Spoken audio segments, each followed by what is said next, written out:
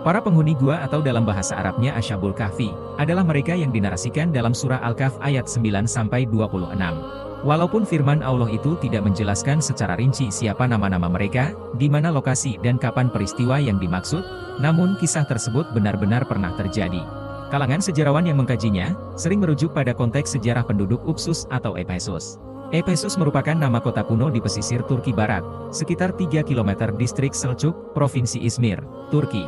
Adapun menurut sejarawan, penamaan mereka adalah Maximianus, Malchus, Martinianus, Konstantinus, Dionius, Johannes, dan Serapion. Kisah Ashabul Kahfi diperkirakan terjadi pada masa Kaisar Romawi yang bernama Gaius Mesius Quintus Decius. Dia memerintah dalam rentang tahun 249 sampai 251 Masehi. Ia memerintah di masa setelah Nabi Isa alaihissalam dan sebelum kedatangan kenabian Muhammad shallallahu alaihi wasallam.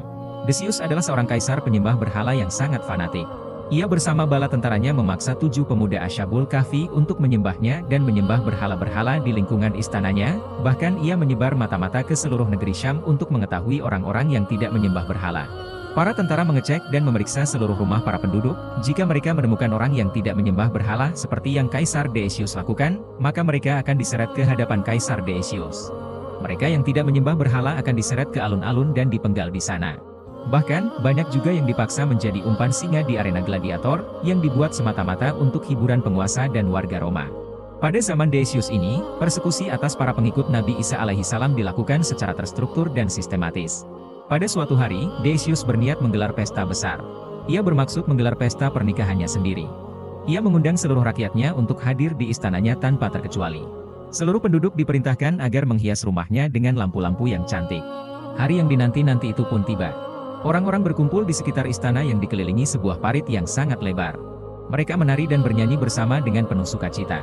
Sementara itu para undangan dan para menteri sudah memadati istana. Tidak lama kemudian muncullah Decius bersama mempelai wanitanya yang disambut meriah dengan sorak tepuk tangan oleh seluruh warga yang hadir di sana. Decius kemudian duduk dengan husuk di hadapan berhala yang berada di tengah-tengah istana. Suasana menjadi senyap. Decius menyembah berhala itu lalu kemudian menyerahkan sesembahan lalu kembali bersujud pada patung yang terbuat dari emas itu.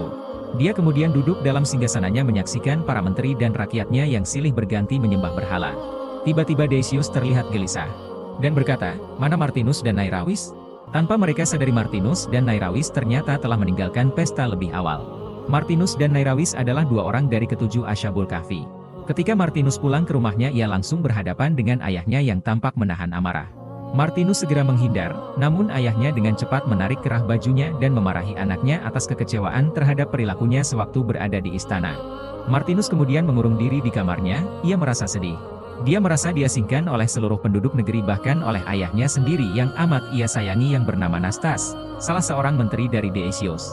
Sedangkan, Nairawis ialah anak dari menteri kepercayaan Decius yaitu Claudius. Sementara itu, di rumah Maximianus, seorang pengikut ajaran Nabi Isa alaihissalam, yang sangat tidak suka dengan pemerintahan Decius tiba-tiba rumahnya diketuk. Maximianus membukakan pintu. Ternyata yang ia temui ialah Martus, sahabat yang sepaham dengannya. Mereka berdialog dengan peristiwa yang baru saja menimpa negerinya terkait banyaknya warga yang dipancung karena tidak mau dipaksa untuk menyembah berhala. Saat mereka sedang bercakap-cakap, pintu rumah kembali diketuk. Ternyata mereka adalah Nairawis dan Dionius yang berniat untuk bertemu mereka. Dionius ialah seorang pedagang yang selalu tertindas dalam ketidakadilan oleh para pedagang besar orang-orang Romawi.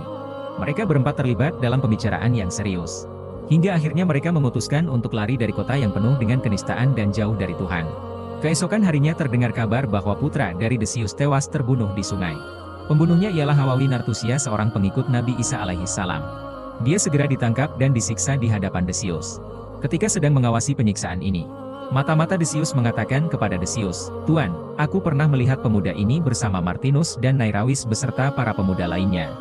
Aku khawatir mereka bersekongkol menyiapkan rencana jahat ini.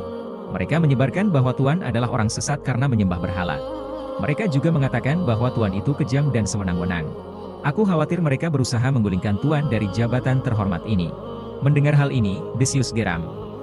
"Pergi dan tangkap mereka sekarang juga, jangan kembali jika kau tidak berhasil menangkapnya." Di antara para pejabat Decius, ada yang simpati terhadap nasib Martus dan Nairawis. Kabar ini pun segera disampaikan ke telinga Martinus. Mereka bertujuh kemudian sepakat untuk melarikan diri ke negeri terdekat yaitu Ar-Rakim. Disinilah cikal bakal pelarian para pemuda Ashabul Kahfi. Dalam pelariannya mereka kemudian beristirahat di dalam sebuah gua. Di dalam perjalanannya, mereka tanpa sengaja bertemu dengan seekor anjing yang sedari awal mengikuti mereka. Di dalam gua, mereka tidak henti-hentinya meminta perlindungan kepada Allah. Allah pun menjadikan gua ini tampak menyeramkan sehingga siapapun yang mendekati gua ini, akan terbersit ketakutan dan tak berani memasukinya. Selama berada di tempat persembunyiannya di gua, ketujuh pemuda itu atas izin Allah ditidurkan selama 309 tahun. Mereka kemudian dibangunkan oleh Allah dari tidurnya.